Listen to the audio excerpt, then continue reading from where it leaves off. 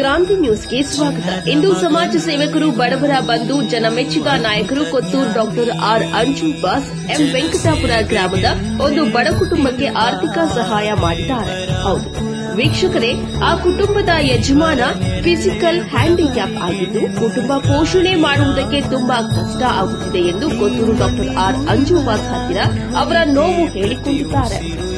ನಮ್ಮ ಮಗಳ ವಿದ್ಯಾಭ್ಯಾಸಕ್ಕೆ ಸಹಾಯ ಮಾಡಿ ಎಂದು ಹೇಳಿದ ತಕ್ಷಣ ಕೊತ್ತೂರು ಆರ್ ಅಂಜುಬಾಸ್ ಹಿಂದೆ ಮುಂದೆ ಯೋಚನೆ ಮಾಡದೆ ತಕ್ಷಣ 30,000 ಲತಾ ಎಂಬ ವಿದ್ಯಾರ್ಥಿನಿಗೆ ಆರ್ಥಿಕ ಸಹಾಯ ಮಾಡಿದ್ದಾರೆ.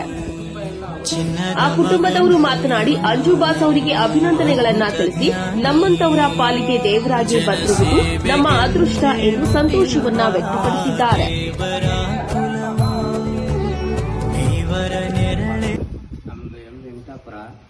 ನನ್ನ ಮಗಳ ಹೆಸರು ಲತಾ, ಅಮೃತಜ್ಯೋತಿ ಕಾಲೇಜಲ್ಲಿ ಓದ್ತಾ ಇದ್ದಾರೆ.